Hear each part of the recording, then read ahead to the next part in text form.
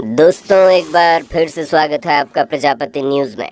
क्या आपको मालूम है कोरोना वायरस चीन से भारत कैसे आया है? शायद नहीं मालूम होगा, लेकिन आज इस बात से पर्दा प्रजापति न्यूज उठाने वाला है। इसलिए वीडियो के अंत तक बने रहना। और अब तो चीन कोरोना का तीसरा वेरिएंट भी बहुत जल्द फैलाने वाला है। हम साफ शब्दों में बोल सकते हैं कि चीन ने जैविक हथियार कोरोना के रूप में फैलाया है। दोस्तों, आज कोरोना वायरस ने पूरी तरह से भारत की नाक में दम करके रख दिया है, जहां हर रोज लाखों नए केस सामने आ रहे हैं और हजारों की संख्या में लोग इस वायरस से संक्रमित होकर हमेशा हमेशा के लिए अलविदा कह दे रहे हैं।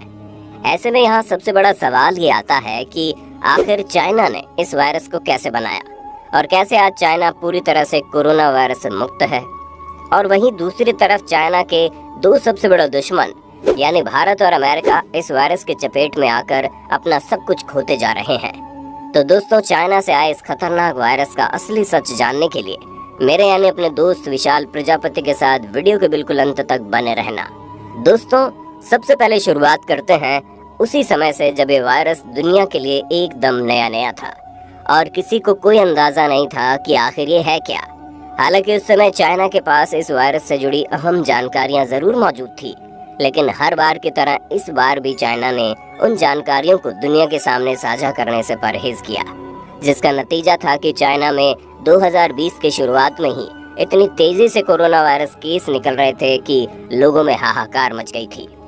वैसे अगर चाइना चाहता तो इन सारी चीजों को पहले भी रोका जा सकता था, क्योंकि ये वायरस दिसंबर 2019 की शुरुआत तक चाइना में डिटेक्ट कर लिया गया। लेकिन वर्ल्ड हेल्थ ऑर्गेनाइजेशन को इस वायरस के बारे में चाइना ने 31 दिसंबर को बताया, जहां चाइना ने WHO को इन्फॉर्म करते हुए बताया कि उनके पास निमोनिया के केस लगातार बढ़ते जा रहे हैं और ये पता नहीं चल पा रहा है कि आखिर ये निमोनिया लोगों को क्यों हो रहा है। जिसके बाद 7 जनवरी 2020 को चाइना के वैज्ञानिकों ने एक अलग तरह के बैक्टीरिया को ढूंढा, जो कि सार्स वायरस की तरह बिल्कुल भी नहीं था। जिसके बाद आधिकारिक रूप से उसे एक वायरस के तौर पर पहचान मिली। और फिर जब ये पता लगाना बाकी था कि आखिर ये वायरस आया तो आया कहाँ से, काफी इन्वेस्टिगेशन की गई, जिसके बाद पता चला ये जानलेवा वायरस वुहान की लोकल सी मार्केट से आया है। इस मार्केट में हर तरह के जानवर जिंदा या मरे हुए बेचे जाते हैं, और जैसे ही ये पता चला कि इस वायरस की जड़ सी फूड मार्केट हो सकती है, तो उसके बाद इस मार्केट को बंद कर दिया गया। लेकिन उस समय सबसे बड़ी समस्या ये थी कि 11 जनवरी से लेकर 21 जनवरी तक वहाँ रहने वाले लोनर फेस्टिवल, जो कि वहाँ का एक बहुत ही पॉपुलर त्योहार है, और वहाँ के लोग उसकी तैयारियों में जोरों शोरों से लगे हुए थे। तभी तो 19 जनवरी को ही लोग इस त्योहार को मनाने के लिए इकट्ठा होना शुरू हो गए, और उस दिन एक दो नहीं 40,000 लोग इस जगह पर इकट्ठा हुए। यहाँ पर काम करने वाले अधिकारियों को बिल्कुल भी समझ में नहीं आ रहा था कि कैसे वो इन लोगों की पॉपुलेशन को कम करे।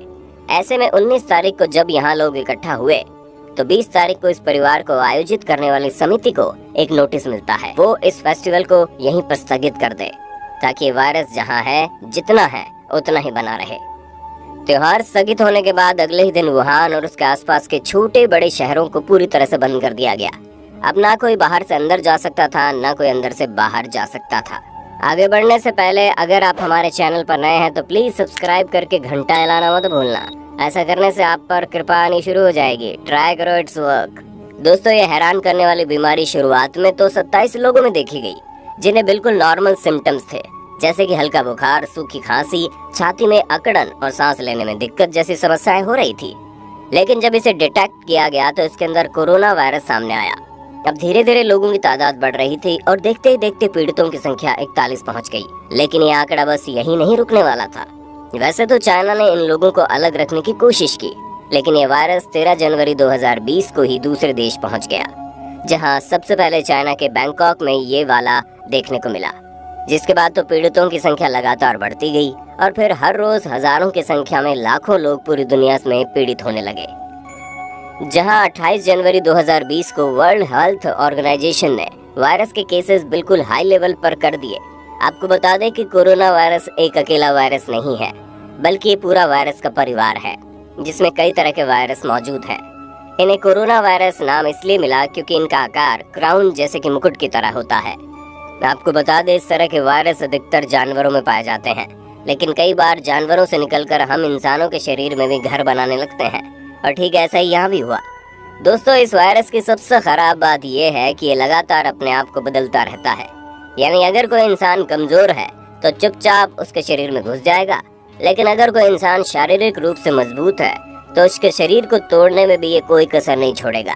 यही तो हमें भी देखने को मिला, जहां हम भारतीय देसी रोटी खाने वाले लोगों को कोरोना वायरस की पहली लहर कुछ भी कर नहीं पाई और हम खुशी मनाने लगे। लेकिन जब ये वायरस दोबारा से तैयारी करके आया तो आज इसने सभी को रुला दिया है। लेकिन इस वायरस के पीछे रोने का ये सिलसिला यहीं पर खत्म नहीं होगा, क्योंकि आने वाले समय में हमें इस वायरस की तीसरी लहर भी देखने को मिलेगी और ये लहर निश्चित तौर पर देखने को मिलेगी, इसमें कोई दो राय नहीं है, जो कि दूसरी लहर से बहुत ही ज्यादा खतरनाक होगी और ये बच्चों पर ज्यादा असर करेगी। अब दोस्तों, अटकलें तो अभी भी यही लगी हुई हैं कि कोरोना वायरस सिर्फ और सिर्फ बायो वॉर है, जो चाइना ने अमेरिका और भारत के खिलाफ चलाया है, वरना चाइना इतनी जल्दी इस वायरस से कैसे रिकवर कर जाता। पर एक बात हमें ये भी तो देखनी है कि ये चाइना की साजिश हो या फिर वहाँ खाए जाने वाले सी फूड का नतीजा। अब रायता तो फैल चुका है, जिसे समेटने का काम अब हमें ही करना पड़ेगा, वरना जिस हिसाब से परिस्थिति बनी हुई है वहाँ अभी भी लोगों को इतनी सारी मौतें मिल रही हैं। वहीं अगर इस वायरस ने बच्चों पर अटैक करना शुरू कर दिया तो वो बेचारे बच्चे न केवल अस्पताल जा पाएंगे, ना ही अपने आप को घर में आइसोलेट कर पाएंगे। उनके साथ किसी न किसी को हर वक्त मौजूद होना जरूरी होगा। यानी अगर किसी बच्चे को वायरस होगा तो अपने साथ कई और लोगों को अपनी चपेट में ले लेगा, ये बात निश्चित है। बाकी तो आप समझ गए होंगे कि ये वायरस किस तरह और कहां से आया। अब आपका इस पर क्या कहना है हमें कमेंट में जरूर बताना, और इसी तरह के इंटरेस्टिंग वीडियोस को लगातार देखते रहने के लिए हमारे चैनल प्रजापति न्यूज को लाइक, शेयर और सब्सक्राइब तो कर देना। और हाँ, हम फिर मिलेंगे नई वीडियो में, तब तक के लिए जय हिंद जय भारत। दोस्तों, आपकी स्क्रीन पे 2 और वीडियोस दिख रही हैं, जिसे देखने के लिए आप इस स्क्रीन पर क्लिक करें। दोनों देखिएगा, बहुत अच्छी वीडियो बनी है।